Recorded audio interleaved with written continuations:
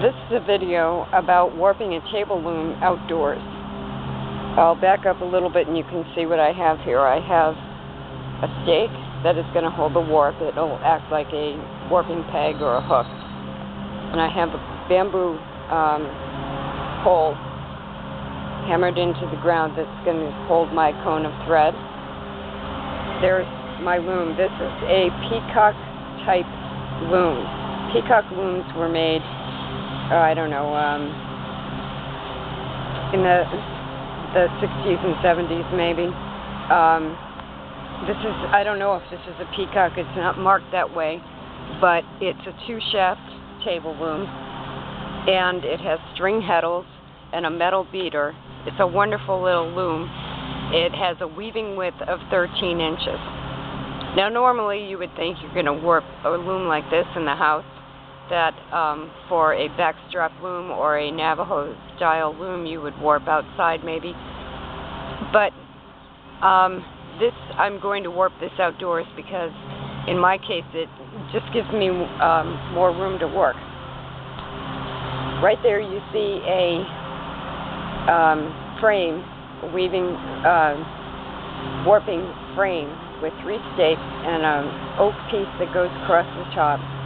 And what I have used that for is to warp a backstrap loom, where I attach a dowel to that frame, and then I warp a backstrap loom using this setup with the frame right there and the small stake I showed you a moment ago. I'm going to use the same method for warping this table loom. The table loom, each shaft has 50 heddles, so it'll be 100 ends. The beater is about, I think, 8 ends per inch, somewhere around there. I'm going to use this loom for weaving items with hand-spun cotton. And so what I'm using as a warp will be size 10 cotton crochet thread, mercerized. Doesn't really matter the brand, I don't think. I'm using Karen, I think. And I will show you how I warp this fairly quickly. I've placed my cone of thread on this bamboo stick. Now, the cone has a wide hole, so I've put a smaller cone on there that'll stay on the stick, and this gives you a way to have the thread come easily off the cone. Now, I don't have, normally I would put a beam here, a dowel. I'm not going to do that this time. It's an extra step that I don't really need to do because all I need is a hook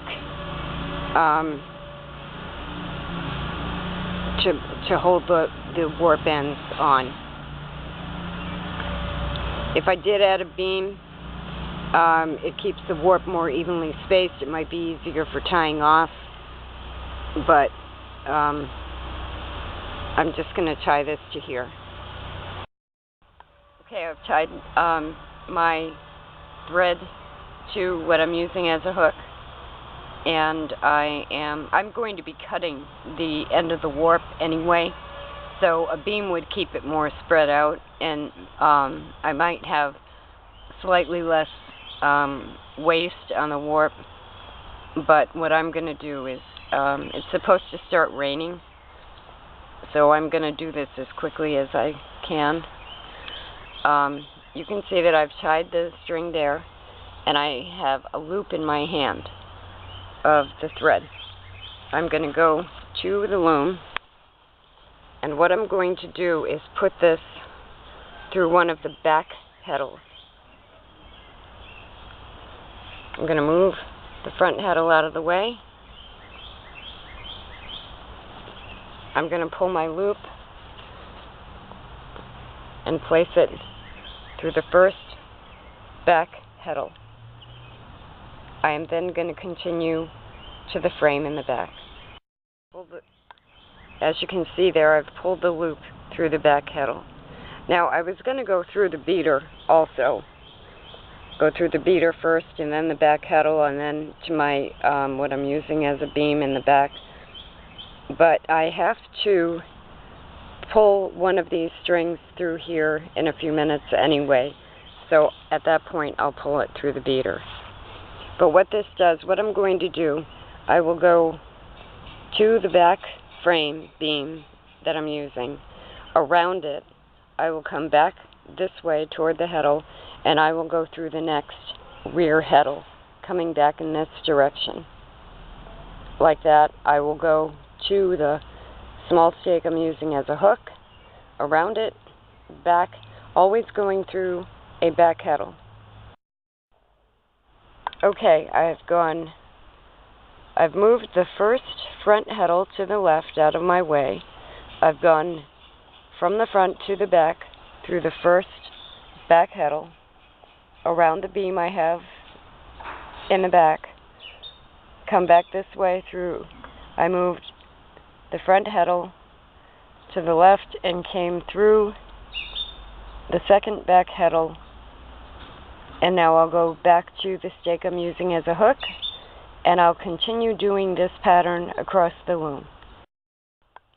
When I get to the stake with a loop, I can either go around the stake post, or what I'm going to do is pretend it's a beam or a dowel and go this way and pull my loop,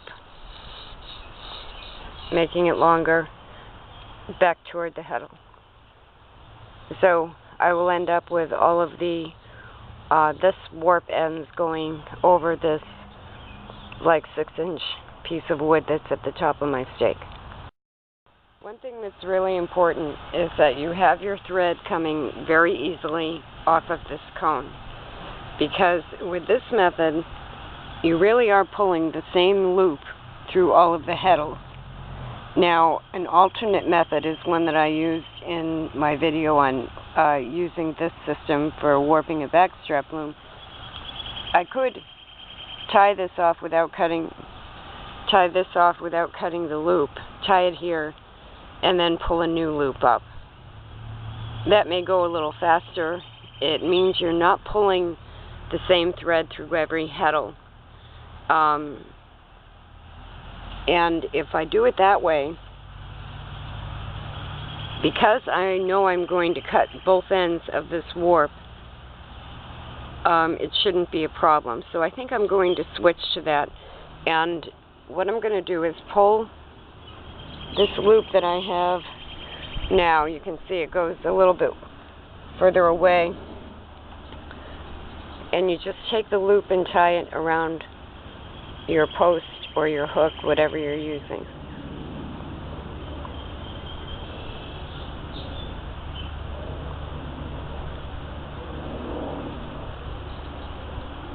Like that. And when you do that, you will have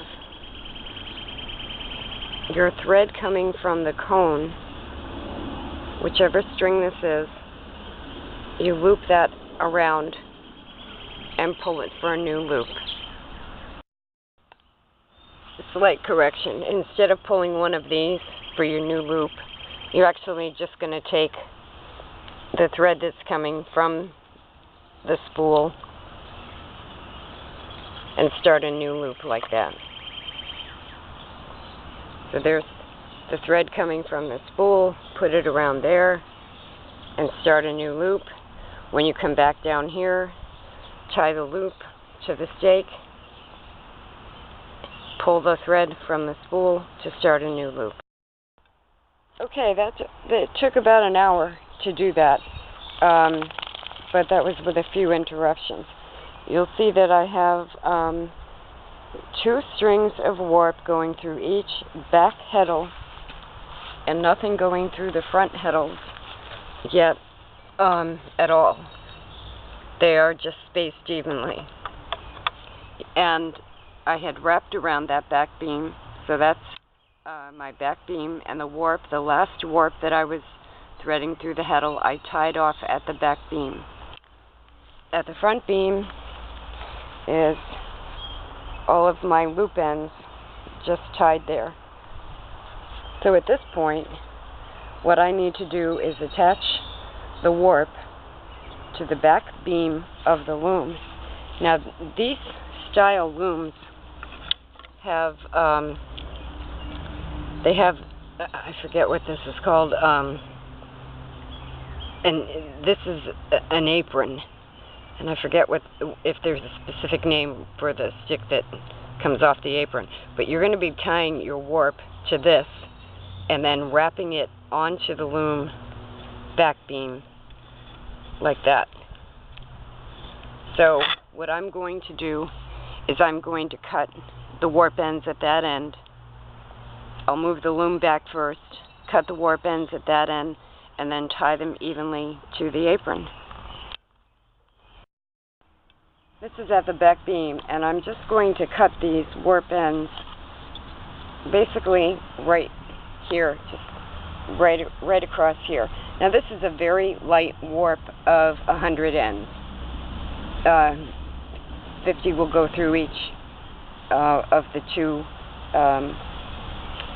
pedal sets, string sets.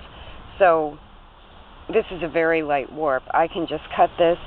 I can bundle them off in groups of around 10 and tie them to that apron on the loom. I actually did them in groups of about 15 or 20, but you can see I have the warp tied to the back apron beam of the loom. At this point, I need to cut the warp from the front hook stake that I was using, and then we're going to wrap the warp onto the back beam. This is from above, looking at the back of the loom. You see that I have the back of the warp tied to that apron string, apron rod, and I am holding the warp in my hand. And what I need to do, these types of looms usually have wooden cams and little wooden locks. What I'm going to do is pull the apron rod back over the back beam and then lock it in place.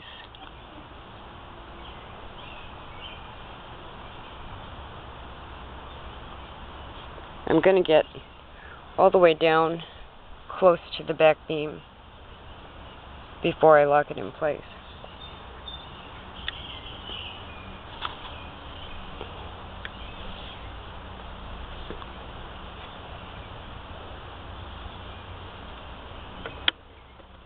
Okay, so now it's locked, and I can, was locked. I can put some tension on the warp to pull it and get it tight before I start rolling it up. If this were a wool warp, before I start rolling it onto the back beam, I would want to insert some just plain old brown paper. As this rolls around the back beam, I would put the brown paper right here. And then that keeps the warp separate from each other. I may go grab some and do that for this, even though it's a cotton thread warp. This is just a strip of brown paper to show you where it would go. And then as I start to roll the warp onto the beam, it would go along. If I were using a wool warp, I would cut a long piece of brown paper and have it in between each layer of warp for almost the whole length of the warp. Now this, in a way, can be a little bit tricky. What you're going to do is, with your left hand, you're going to turn the back beam to wind the warp onto the back beam. And with your right hand, you're going to hold the warp very tight. That's if you're right-handed. You can use any hand you want. But with one hand, you'll wind it onto the beam, and with the other hand, you'll hold the warp tight until you get to the point where you can tie the warp onto the front apron temporarily, just to park it there. while you're doing that, you want to constantly use your fingers to comb through the warp and make sure that you don't have any threads that are bunched up or out of line. It's very important that you keep the warp threads even in tension as you're winding it onto the back. And if it helps, you can use any kind of a comb. This is a weaving comb to go through that as you do this to keep them tight. Okay, I've wound my warp onto the back beam. It's on there. You can see it's going through the back heddles right here. The front heddles, it's not going through, it's just going in between them. And I've just loosely tied it off to the front apron rod because the next step is I'm going to take, and I just noticed I missed a heddle here. Oh no, sorry. I'm working on the back heddles. I'm going to take one thread from this back heddle and put it through this front heddle. And at the same time, using a crochet hook, I'll put each of those then through the beater and then tie it to the front beam. So I'm moving one thread from a back heddle to a front heddle, and then each of these two threads will go through a slot in the beater, and then you tie it to the front apron, and at that point you're ready to weave. Just to show you what I'm doing when I finish threading the heddle, I'm going to take one string from each back heddle and move it into a front heddle. I'm using a small crochet hook, and I'm just going to pick one up if I can get it.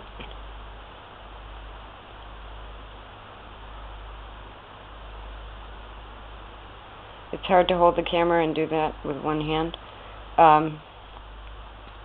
Pull one through.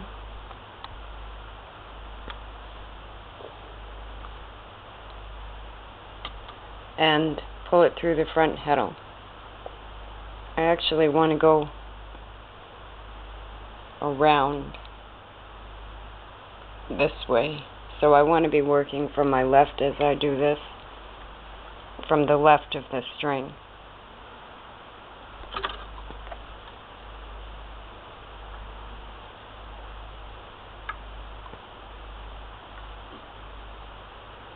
Go right through the string heddle.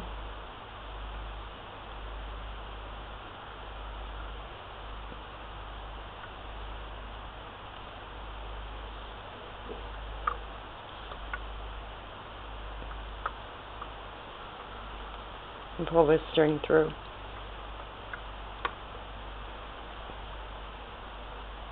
Like that. Now you're going to do that all the way across. I'm going to do that first, and then I'll push the beater back into position and pull each thread through the beater.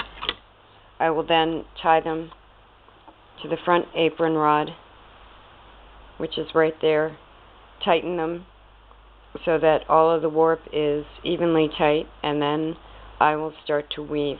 What I may also do, which you might want to think about, after you get all of that done, all of your warp threads are through a heddle and through the beater, and they're tied to the apron rod.